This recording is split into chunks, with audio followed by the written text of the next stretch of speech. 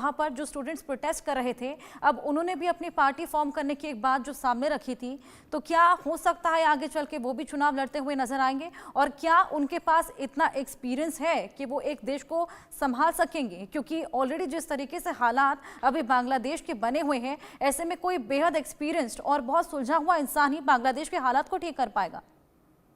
देखिए, इतनी तो समझ रक्षा जी में नहीं है। अगर इतनी समझ होती तो ये 5 अगस्त की घटना बिल्कुल। होती ही नहीं। ये सिंपल सी बात समझने की है हम लोग को। एक तो बात ये। दूसरा क्या है कि जो ये संगठन बन रहा है वो पॉलिटिकल पार्टी बना चुके हैं।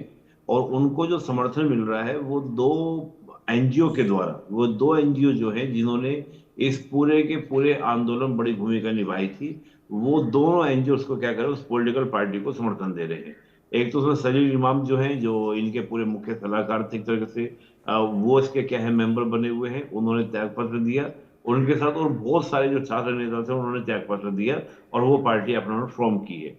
निश्चित रूप से वो चुनाव में भागीदार होंगे, चुनाव में पार्टिसिपेट करेंगे।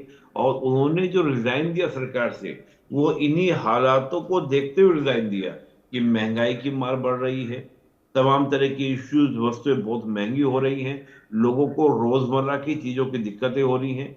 यहाँ तक कि बांग्लादेश की जो इंडस्ट्री है, देखिए एक बहुत बड़ी इंडस्ट्री बांग्लादेश की है, वो है टेक्सटाइल इंडस्ट्री। उसका बहुत बड़ा शिफ्टिंग जो है भारत की ओर हो गया है। पश्चिम बंगाल, हमारे असम, उधर आपका शिफ्टिंग हो गया है। एक आपको जैसे मैं कहा जाना चाह रहा हूं, तो लिवाइस की जो जीन्स बनती हैं, लिवाइस एक ब्रांड हम जो यूज करते हैं जीन्स पहनने में, उसका जो वहां पर बांग्लादेश में आपका बनती थी फैक्ट्री, वो पूरी फैक्ट्री आपकी भारत आ चुकी है।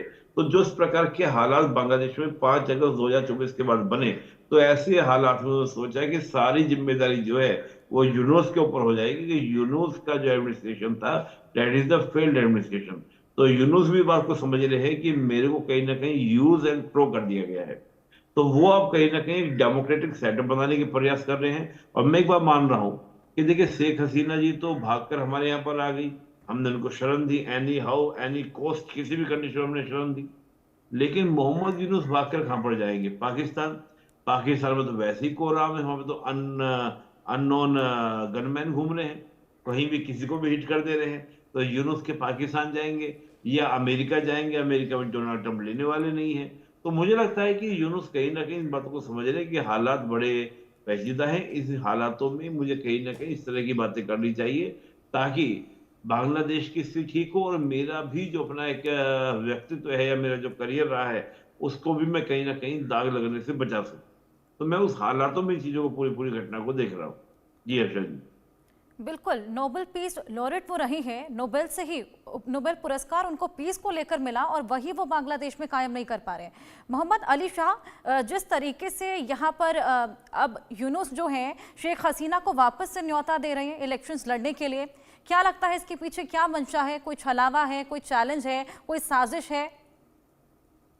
100% मेरे को लग रहा है हर्षद जी, इसके पीछे साजिश है, एक चाल है, एक ट्रैप है। मैं इसको ऐसे देख रहा हूँ क्योंकि आप देखिए, कुछ दिन पहले तो आप उनके एक्सट्रेडिशन की बात कर रहे थे कि आप उनको बांग्लादेश वापस भेजो, वापस भेजो, वापस भेजो, कैसे भी हमारे हवाले करो, हम ये करो, हम ये करेंगे। ठीक है। जब उससे आपका काम नहीं मिला हुआ तो आपने और नई नई मुस्टंडे स्ट्रैटेजी अपनानी शुरू कर दी।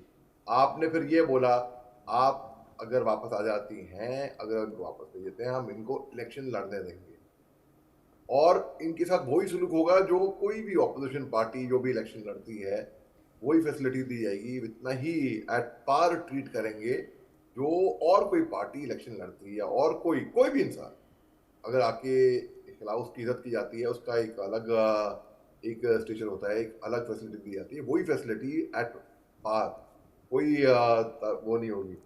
आप इनको अरेस्ट करना चाह रहे थे कुछ दिन पहले, तो आप चाह रहे थे कि भाई हमारे काबू, हमारे कब्जे में आए, हम देखें।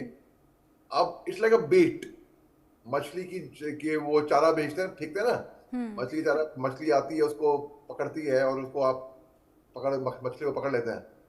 तो इस तरीके से अब शेख हसीना के पास इतना विजडम तो होगा, इतनी दिमाग तो होगा ये देखने के लिए कि भाई हाँ भाई, ये बस फंसाया जा रहा है, इसको मैं केवल एक चाल दिख रहा हूँ।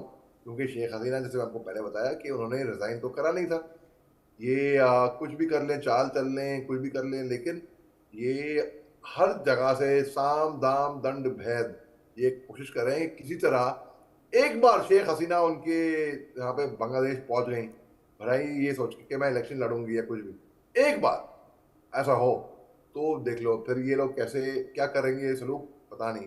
ये सोच के भी मेरे को थोड़ा घबराहट हो रही है।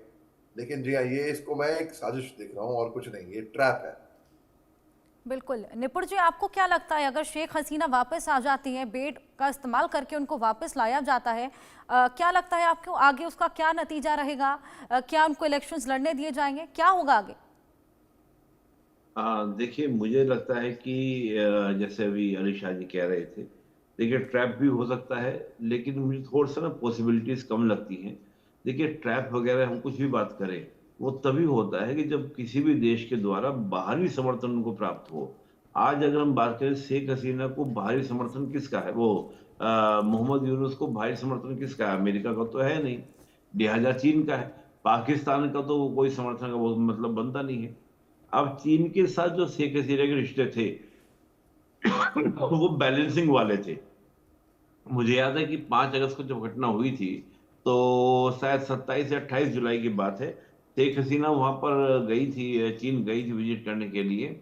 और विजिट करने के बाद वहां पर बहुत सारे समझौते करने थे और लोन को लेकर काफी और रकम लेनी थी और पिछले लोन पर इंटरेस्ट कम कराना था। लेकिन चीन ने शेख हसीना जी की बात को माना नहीं था, तो शेख हसीना जी बीच में मीटिंग छोड़कर वापस आ गई थी। उसके बाद ये 5 अगस्त की घटना हुई थी। लेकिन वर्तमान में जो चीन का एटीट्यूड है भारत के प्रति, जो मैं देख रहा हूं कि काफी परिवर्तित हो रहा है। भारत भी गर्मजोशी के साथ संबंधों को बेटर करने का प्रयास कर रहा है। तो इन हालातों में शेख हसीना जी को लेकर मैं नहीं चाहूंगा कि चीन किसी तरह का कोई भी खतरा मोल लेना चाहेगा, चाहे वो आपका आज भारत के साथ में बात करें या उधर की बात करें बांग्लादेश को लेकर। क्योंकि हम एक बात और भी रक्षा जी, म्यांमार का भी मामला यहाँ पर फंसा हुआ है, क्योंकि दोनों ही देश एक दूसरे से इंटरलिंक हैं, एक दूसरे से जुड़े हुए हैं, तो बहुत सारी चीजें आपस में इंटरलिंक होती हैं। लेकिन फिर भी ये बात कही जाएगी कि पूर्व के अनुभवों को देखते हुए जो इस 5 अगस्त से आज 22 मार्च 2025 तक के बीच में घटनाएं हुई, तो इन सारी घटनाओं को देखते हुए बड़ी सावधानी से, कहते हैं ना कि वो एक कहावत कहिए, फूक फूक कर कदम रखना है। तो शेख हसीना जी भी इसको सोचेंगे, भारत सरकार भी इसको सोचेगी।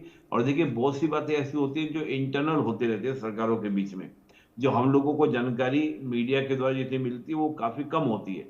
तो सरकार भी बहुत सारी पेचीदगी जो होती है उनको सबको सोचते हुए ये सब काम आगे बढ़ाएंगी। और देखिए बात है शेख हसीना जी तो बाद की जाने की बात है। पहले वहां पे अवामी लीग को प्रदर्शन करने का अधिकार, चुनावी रैलियां करने का अधिकार मिले, उनके समर्थक वहां पर जो हैं, उससे बहुत सारी तस्वीरें क्लियर हो जाएंगी कि अगर वो अधिकार देते हैं कि वहां पे अब तक आप देखिए 5 अगस्त 2024 से बिल्कुल लेकर निपुण आज जी, और तक ये सब भी बात की बातें हैं। सबसे पहले तो ये देखना होगा कि चुनाव होते भी हैं या एक बार फिर टाल दिए जाते हैं।